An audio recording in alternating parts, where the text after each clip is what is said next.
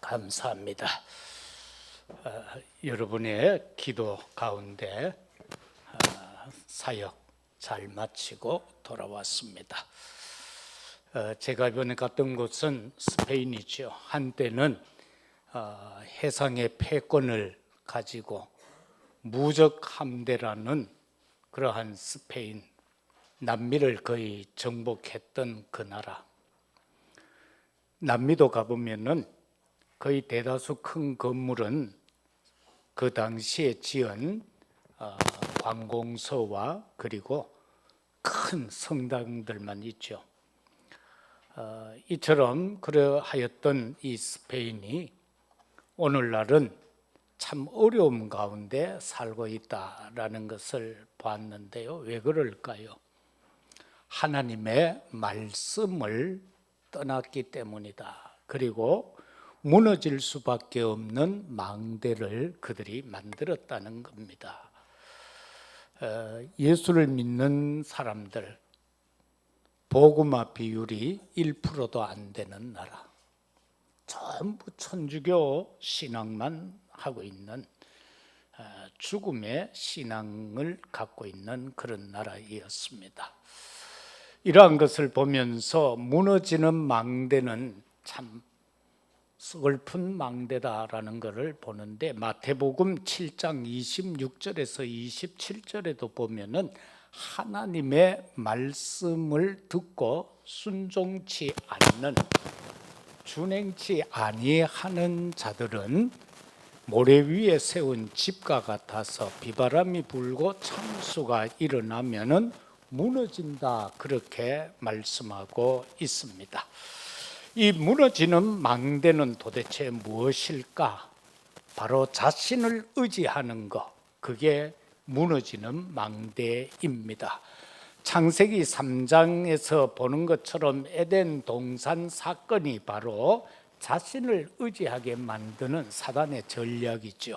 이거는 결코 무너질 수밖에 없는 것이었다라는 걸 봅니다.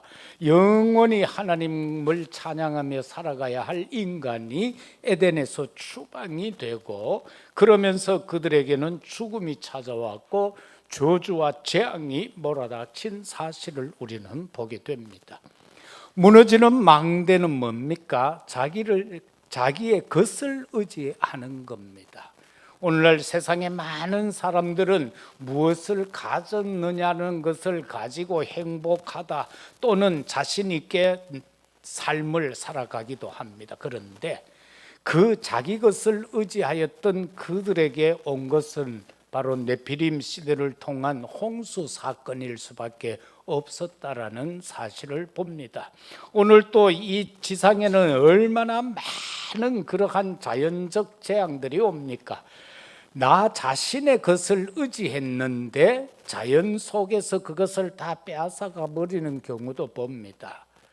호주 같은 경우는 몇 달씩 화재가 났죠. 미국도 그러했죠.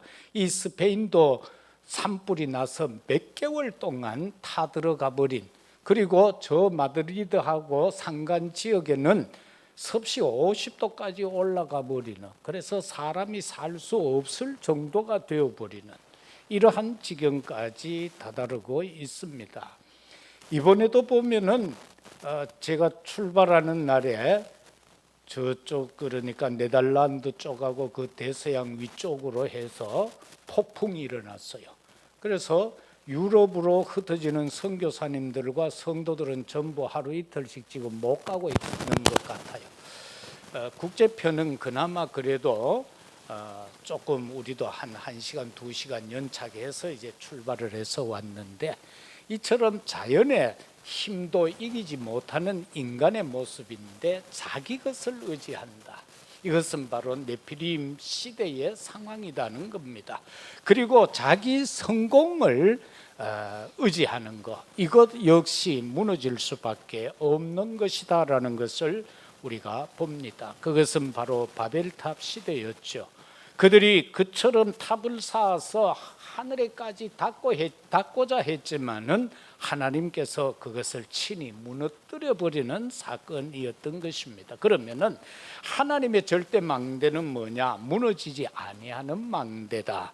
마태복음 7장 24절에서 25절에서는 하나님의 말씀을 순종하는 자는 반석 위에 세운 집과 같다, 그렇게 말씀하고 있습니다.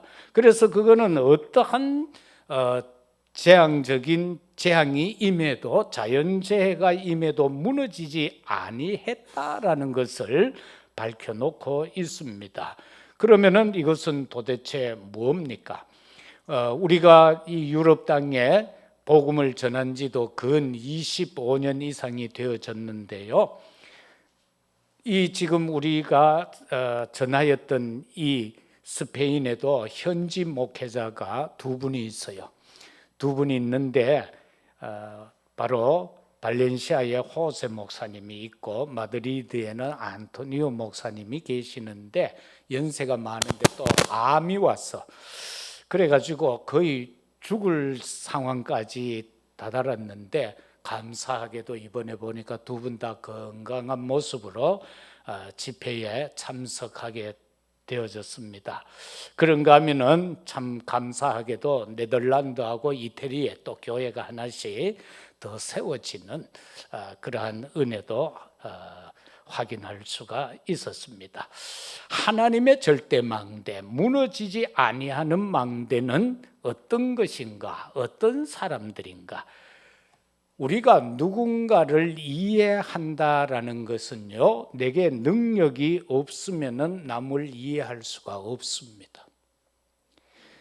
이해를 한다는 것은 내게 힘이 있다는 것을 말하고 있는 겁니다. 내가 힘이 없으면은 다른 사람을 이해할 수가 없는 겁니다. 그런가 하면은 누군가를 배려한다라는 것은요, 여유 있는 자만이 할 수 있는 모습입니다. 배려한다라는 것. 그리고 돕는다라는 것은요, 미래가 있습니다. 우리가 신약에서 보면은 안디옥 교회가 환난 가운데 세워진 교회 아닙니까? 흩어진 자들이 모여서 세워진 그 교회가 하나님의 은혜로 예루살렘에 기근이 들었을 때에 그들을 돕는 모습을 봅니다. 그것을 통하여서 이 안디옥 교회는 세계 복음화에 쓰임 받아갔다라는 것을 보게 됩니다. 이러한 많은 것들이 하나님의 절대 망대입니다. 무너지지 아니하는 망대라는 것입니다. 그러면 오늘 우리가 읽은 말씀을 가지고 왜 주의 말씀만 의지해야 하는가? 세상 것을 의지하면 안 된다라는 것을, 인간적인 것을 의지하면 안 된다는 것을 우리는 서론에서 살폈습니다. 그러면은 왜 주의 말씀만 의지해야 하는가? 요한복음 6장 68절에 보면은 시몬 베드로가 대답할 때 주여 영생의 말씀이 주께 있사오니 우리가 누구에게로 가오리까? 이렇게 베드로가 고백하는 모습을 봅니다. 그래서 우리는 항상 주와 함께 더불어 말씀이 존재한다는 것을 알 수가 있죠. 그래서 우리는 주님과 함께 더불어 살아야 한다는 것도 확인할 수가 있습니다. 왜 우리가 주의 말씀만 의지해야 합니까? 그 주의 말씀 안에는 위로와 소망이 있기 때문에 그러합니다. 사단은요, 우리의 행위를 가지고 하나님 앞에서 고소합니다.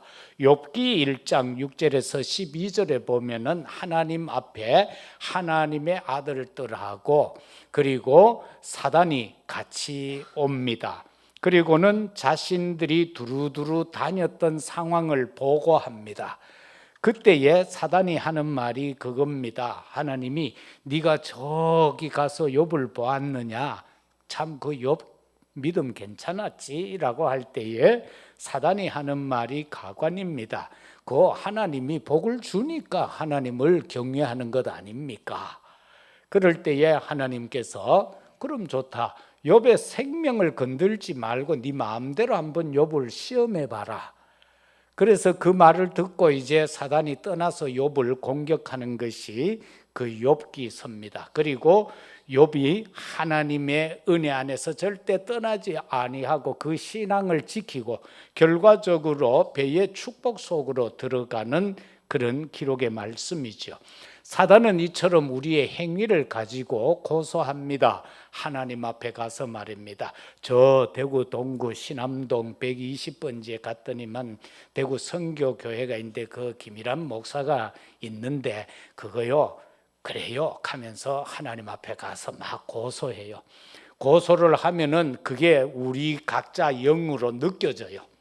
그러면 그 느껴지는 그 속에서요 자기 자신을 비하해 버리고 자신의 우리에게 주어진 자녀의 신분과 권세를요 놓쳐버리면 어떻게 돼요?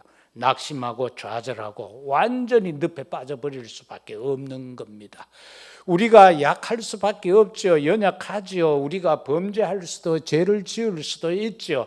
그러나 우리는 나의 연약함을 가지고 하나님 앞에 나아가서 엎드려 간구할 때 그걸 용서함을 받습니다. 그런데 사단은 그걸 가지고 안 된다라고 합니다. 그러면서 네가 그럴 수 있냐? 목사가 그럴 수 있느냐? 장로가 그럴 수 있느냐? 권사가 집사가 렘넌트가 그럴 수 있느냐라고 사단은 하나님 앞에 참소하는 겁니다. 거기에 속지 말아야 합니다. 말씀 속에는 위로와 소망이 있음을 절대 놓치면 안 돼요. 그 말씀이 오늘 우리에게 주어진 언약의 말씀인데요. 주의 인자하심이라고 오늘 우리에게 그렇게 41, 2절을 보면 기록하고 있죠. 여호와여 주의 말씀대로 주의 인자하심과 주의 구원을 내게 임하게 하소서. 그리하시면 내가 나를 비방하는 자들에게서 대답할 말이 있사오리니 내가 주의 말씀을 의지합니다. 주의 인자하심, 이게 도대체 뭡니까? 다윗은 시편 23편 6절에서 이렇게 고백합니다. 내 평생의 선하심과 인자하심이 반드시 나를 따르리니 내가 여호와의 집에 영원히 살리로다. 우리로 하여금 여호와의 집에 영원히 살게 하는 것이 인자함인데 그것이 내게 느껴지는, 피부적으로 느껴지는 건 뭐냐라는 겁니다.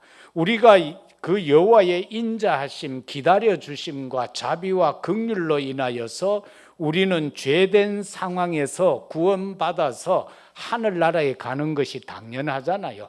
여호와의 집에 영원히 사는 것이 당연하죠. 그런데 이 땅에서 우리가 삶 속에서 겪어야 하는, 체험되어져야 하는 게 뭡니까? 나의 연약함과 부족함을 하나님은 탓하지 아니하신다라는 사실입니다. 그리고 하나님께서는 나의 모든 연약함을, 죄악됨을 용서하시고 기다리신다는 것, 그게 인자하심이다라는 겁니다. 하나님께서 이와 같은 인자하심을 베푸지 아니하셨더라면은 오늘 우리는 여기 있을 수가 없다라는 것입니다. 예배할 수가 없다라는 겁니다. 그리고는 주의 구원이라고 말씀하셨죠. 이렇게 하면서 여호와 하나님은 말씀 속에서 우리를 구원해 주셨습니다. 어떻게 해요? 영접하는 자, 곧 그 이름 믿는 자들에게 자녀가 되는 권세를 주셨을 뿐만 아니라 하나님이 우리를 이처럼 사랑해서 독생자를 주셔서 그를 십자가에 죽게까지 하면서 우리를 사랑하셨다라는 사실이고요.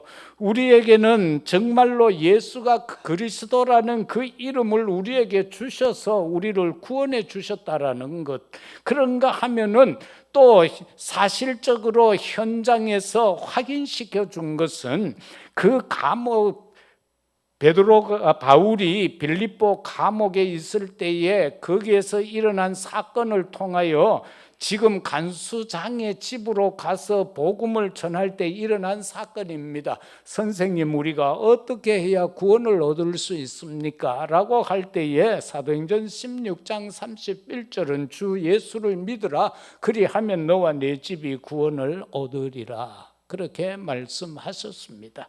이것이 바로 주의 구원인 겁니다. 우리에게 주어진 위로요, 우리에게 주어진 소망이다라는 사실입니다.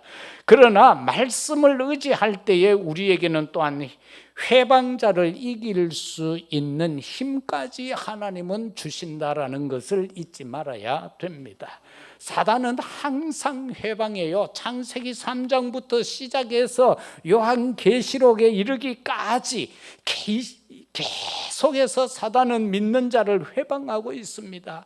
계속해서 함정과 틀과 올무 속으로 들어 넣으려고 하고 거기에 붙잡아 놓으려고 하고 있습니다. 그런데 우리가 하나님의 말씀을 의지함으로 그 회방자를 이길 수 있다. 사단을 이길 수 있다. 마태복음 4장 1절에서 10절에도 보면은 주야 40일 금식 기도하고 나오신 예수님, 육신을 가졌기에 얼마나 배가 고팠겠습니까?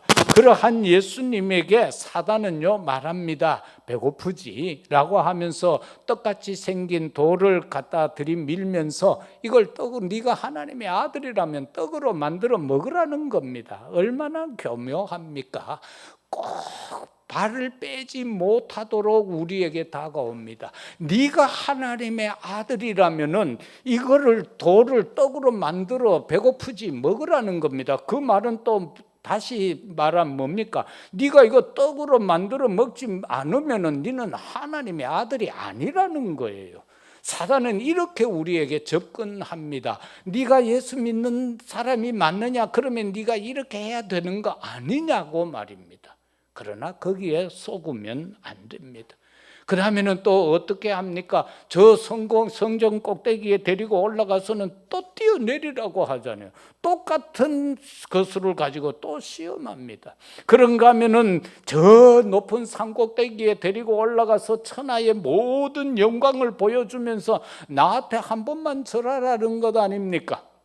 그러면 이 모든 건 네 눈에 보이는 거 다 주겠다라는 것 아닙니까? 우리 믿는 사람들이 항상 속는 게 이거예요. 우리에게는 필요한 것도 많고 가지고 싶은 것도 많고 있어야 되는 것도 많은데 그게 다 충족되지 않는다라는 것을 우리는 알고 살아야 합니다.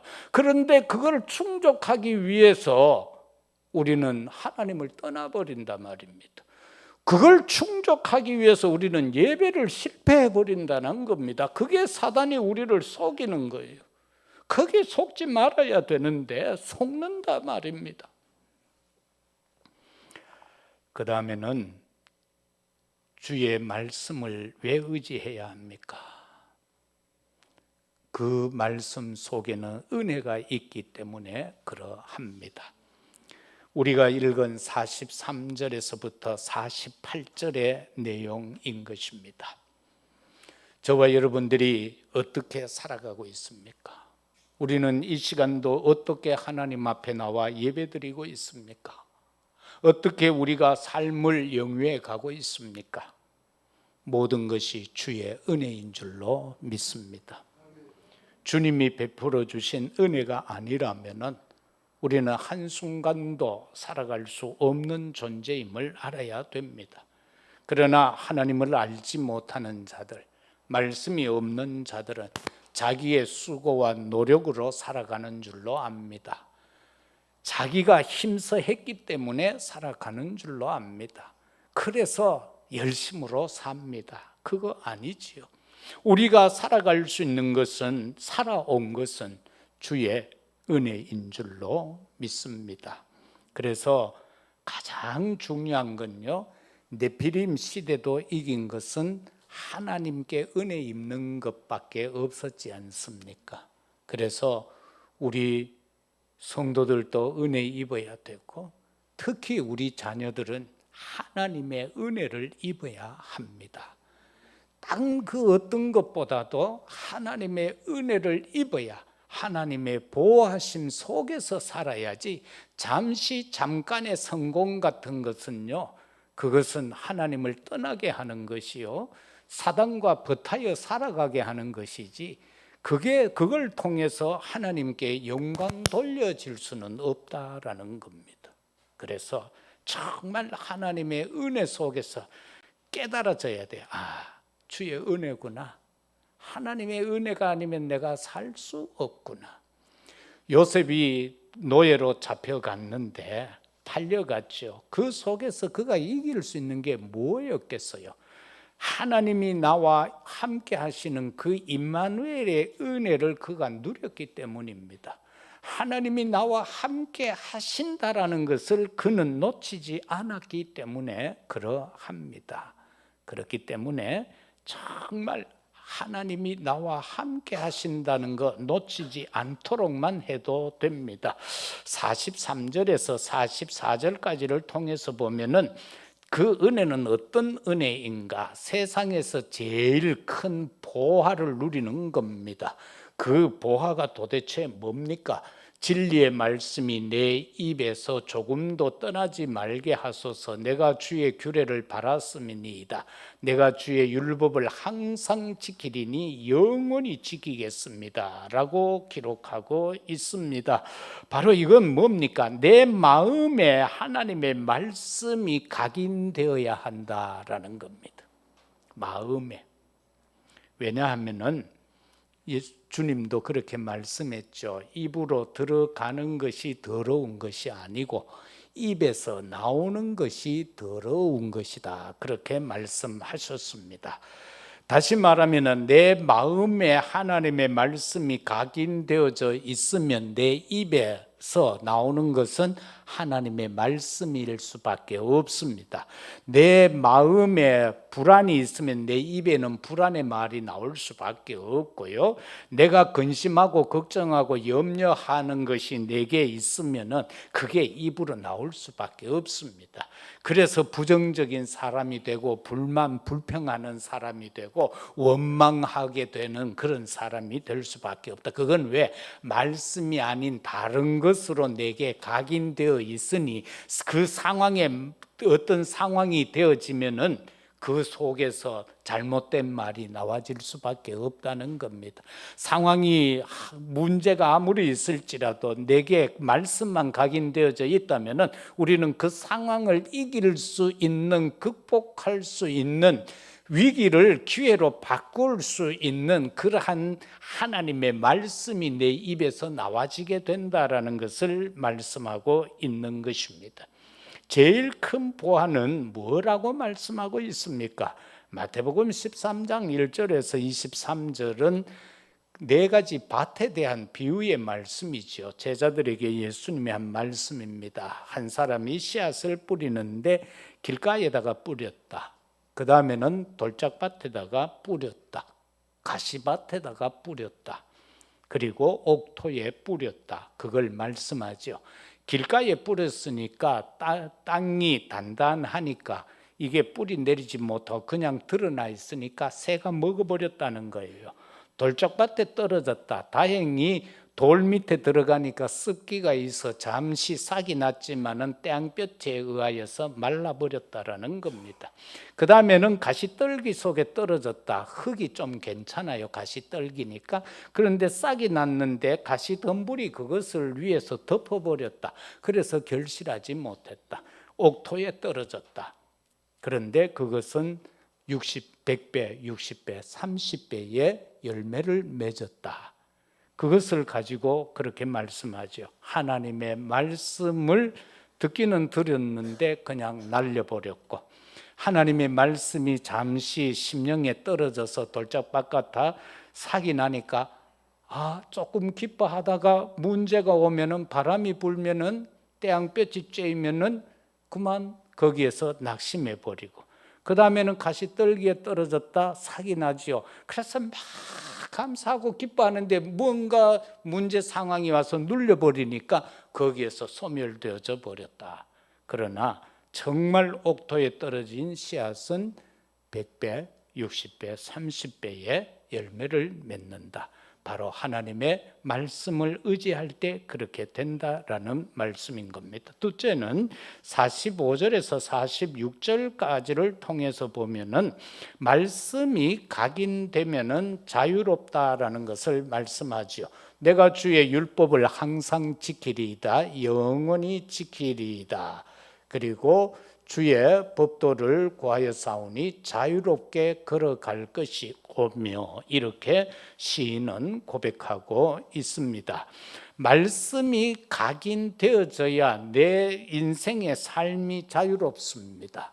세상이 아무리 흉악할지라도, 세상이 아무리 흑암에 사로잡혀 있더라도, 이 악한 사단에 의하여서 지금 운행되어지고 있을지라도 주의 말씀이 내게 각인되어 있으면 그 속에서 참된 자유를 누릴 수 있다, 그것입니다. 지금 이스라엘 백성들 보세요. 말씀이 각인되지 못하니까 그들은 노예로, 포로로, 속국으로, 유랑민족으로 살아갈 수밖에 없는 엄청난 역사 속에서, 일곱 재앙 속에서 살 수밖에 없었지 않습니까? 그러나 그 속에서 언약의 말씀이 각인되어진 한두 사람을 통하여 거기에서 다시금 벗어나는 모습들을 우리는 봅니다. 그래서 말씀이 내게 각인되어져 있으면은 우리는 나의 삶의 현장 속에서 자유를 누릴 수 있다라는 겁니다. 청년들이 직장 속에 들어가면 사회생활하면 많이 어렵지요. 여러 환경이 그렇습니다. 신앙생활 잘 할 수 있는 환경이 아니지요. 그러나 그 속에서 내가 진짜 하나님의 말씀으로 각인된다면은요, 아무 상관없는 거예요. 자유를 누릴 수 있는 거예요. 내 한 가지 이 비유를 예를 들어 줄게요. 뭐 딴 사람 이야기할 건 없고 제 자신 이야기를 잠깐 할게요. 논산에서 훈련을 받고 또 부산에 가서 후방 교육을 받고 일병을 달고 원주로 이제 배치받아 갔습니다. 갔는데 첫날 가면은 그냥 내무반에 쫙 그냥 앉혀놔요. 한 종일 일도 안 시켜요.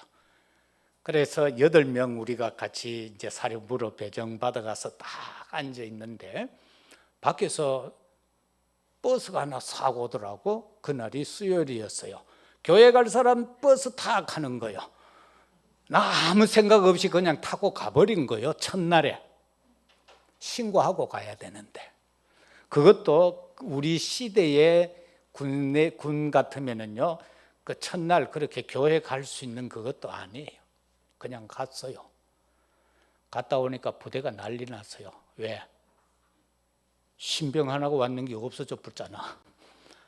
그러니까 우리 그 중대는 전체가 얼마 안 돼요. 중대 인원이 86명밖에 안 돼요. 특수 그거니까.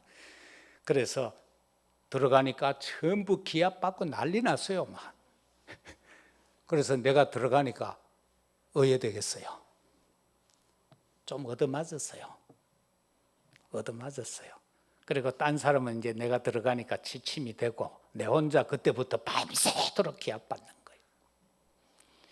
그 요즘은 보니까 전부 개인 침되고 그런데, 그때는 그냥 침상 이렇게 쫙 해놓고요, 이거 그냥 다다다다닥 붙어서 자는 거예요. 그 뒤에 간물대라는 게 있어. 그 위에다가 발을 올리고요, 이래 깍지를 끼고 한데 땀이 막 흐르잖아. 그래 장판이고 출떡출떡 미끄러지니까 여기 다 까져서 아직도 그 흉터가 여기 있어요. 근데 참 감사한 거는 그 다음 주일부터 시작해서 자동이요, 내 이름 딱 불러 교회 가라는 거예요. 왜? 그때부터 소문 난 거예요. 저 고문관이다. 저거는 교회 안 보내면 무슨 일 벌일 줄 모르니까 하면서 그때부터 그렇게 되었어요. 그런데 그게 또 그래 된 거는, 또 사령부에 가면은 이제 8명 갔으니까 배치를 할 것 아니에요. 근데 나보고 저 인제 원통에 가라는 거예요. 왜? 각 사단별로 1개 분대씩 이제 파견이 가가 있는데, 그래 나보고 내가 그쪽으로 배정받았다라는 거예요. 그걸 내가 선임 그 담당 상사한테 그랬어요. 교회에 있습니까? 하니까, 야 이 새끼야, 인제 원통에 교회가 왜 있어? 하더라고요. 교회 없으면 못 갑니다.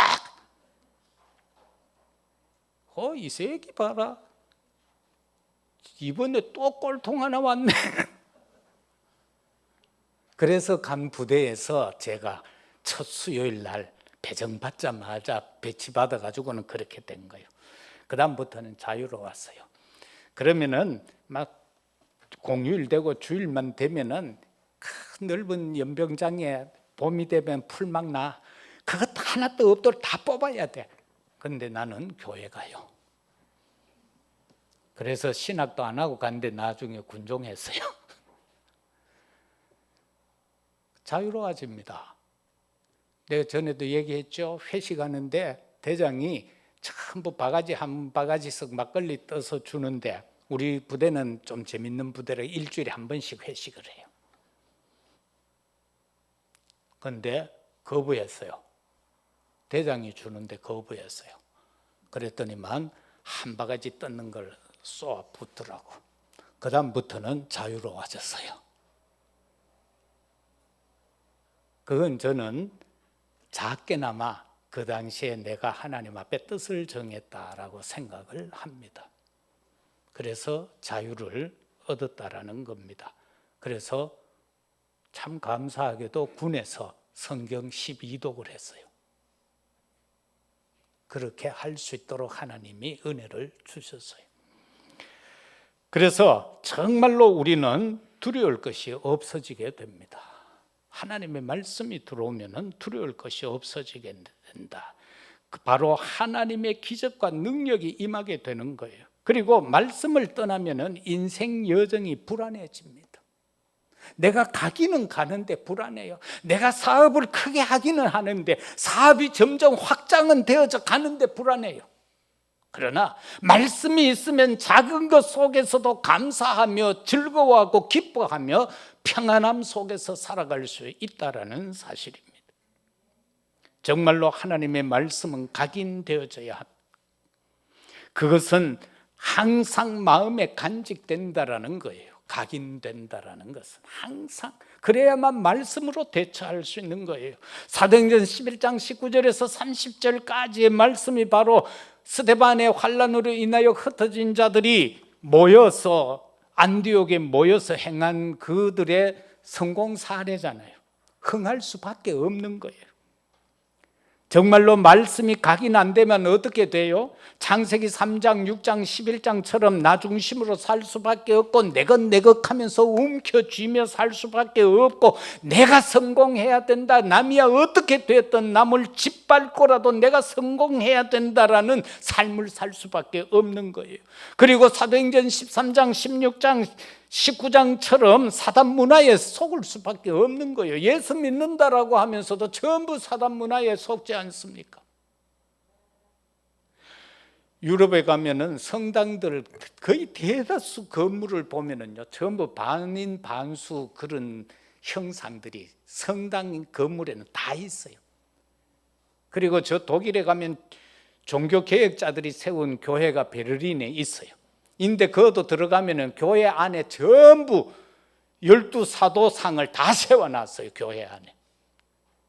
이 복음을 모르면은요, 우상 문화 속에서 그냥 사는 거예요. 개혁했다라고 하면서도 교회 안에다가 전부 신상 다 세워놓고 그렇게 신앙생활을 하는 거예요. 그래서 우리 자신을 잘 살펴봐야 되는 겁니다. 내 삶 속에는 우상거리가 있나 없나? 나도 모르게 우상 속에 있다니까. 그것을 복음 안에서 우리는 해결할 수 있어야 됩니다. 세 번째는 현장의 역사가 있게 됩니다. 주의 말씀을 왜 의지해야 합니까? 말씀 의지할 때에 현장의 역사가 있습니다. 하나님의 말씀의 능력이 나타납니다. 그러면은 하나님의 절대 망대가 세워지게 됩니다. 도대체 어떤 역사입니까? 오직 그리스도라는 역사입니다. 사도행전 1장 1절에서처럼 정말 그 갈보리 산에서 일어났던 사건 아닙니까? 그 속에서 주님이 다 이루었다 하셨습니다. 237 세계 복음화, 5총종적 세계 복음화, 그리고 치유와 서밋, 이것 이루어지는 당위성을 말씀하고 있습니다. 예수가 그리스도라는 겁니다. 그 그리스도는 어떻게 오셨는가를 말씀하고 있습니다. 왜 오셨는가? 와서 어떻게 왜 죽으셔야 했는가? 왜 부활해야 했는가? 거기에 대한 말씀이 오직 그리스도인 겁니다.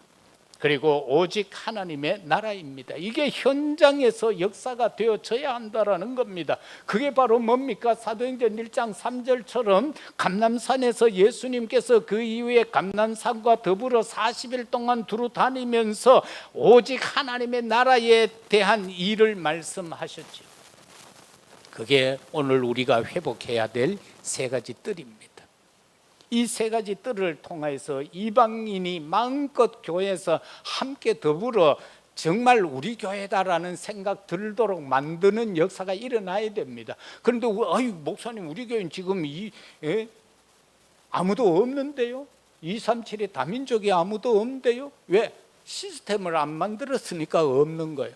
플랫폼을 안 만들었으니까 없는 거예요. 동대구 여기 있어야 저 차를 타러 가잖아요.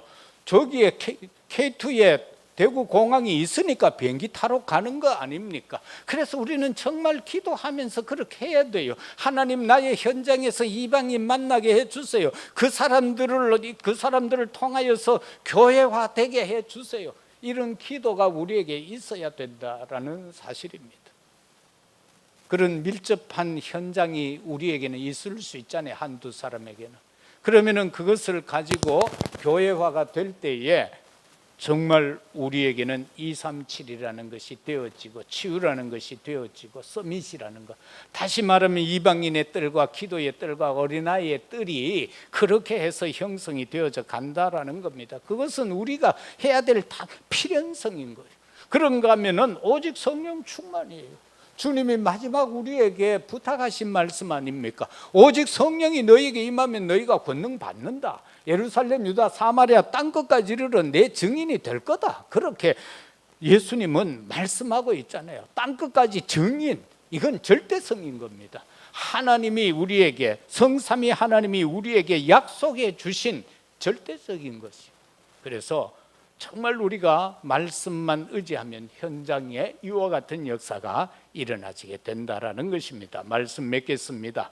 하나님의 말씀은 치유의 능력이 있습니다. 그래서 우리는 이 말씀을요, 오늘 우리의 후대들에게 정확한 복음을 전달해 주어야 됩니다. 바울이 가는 곳곳마다 회당을 찾았던 것은 그 유대인들은 각 지역의 회당에서 어린아이들을 가르쳤기 때문에 그렇습니다. 거기에 들어갔습니다. 그래서 거기에서 그리스도에 대한 당위성을 설명했습니다. 이거를 전달해 줘야 됩니다. 정말로 그리스도가 심겨지도록 해 주어야 된다라는 겁니다. 딴 거 필요 없어요. 그것만 심어버리면 됩니다. 그리고 후대에 기도 훈련 시켜야 됩니다. 기도가 뭔지를 잘 모르잖아. 그래서 기도가 되도록 사도행전 18장 1절에서 4절 아닙니까? 정말 기도와 예배가 심겨지도록. 그래서 혹시 손자 손녀 보는 분들은요, 정말 이것만 해도 됩니다. 성경 읽어주고 기도 소리만 들려줘도 돼요. 그것만 해도 충분합니다. 그게 격대 교육이에요. 딴 거 필요가 없어요. 그 아이에게 사과 같은 내 얼굴 그런 거 가르칠 필요도 없어요. 정말 예수는 그리스도라고 할 때에 빵긋 웃으면 그것으로 끝이요. 그것으로 된 거예요. 그래서 정말로 그리스도가 심겨져야 되고, 기도하면 응답받는다는 것 확실히 심어 넣어보면 끝입니다. 그래서 후대에 하나님의 나라가 누려질 수 있도록 하면 됩니다. 어느 현장에 가든지 하나님이 나와 함께 하는구나, 그것만 되면 되잖아요. 지금 해외 나가 있는 우리 자녀들에게도 하나님이 함께 한다는 사실이 그들이 붙잡혀지면 되는 거예요. 외지에 나가 있는 우리 자녀들에게도 하나님이 나와 함께 한다는 것이 붙잡혀지면 된다는 사실입니다.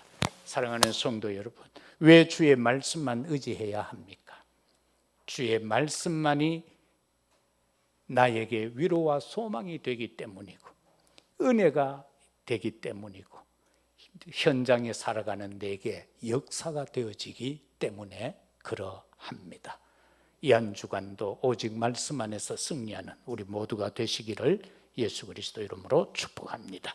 아버지 하나님, 참으로 감사합니다. 주의 말씀만 의지하는 우리의 삶이 되게 하옵소서. 우리 자녀 후대들에게 주의 말씀이 각인되는 역사, 은혜가 임하는 역사, 그리고 현장에서 하나님 동행하는 역사가 이루어지게 하옵소서. 예수님 이름으로 기도드리옵나이다. 아멘. 505장 찬양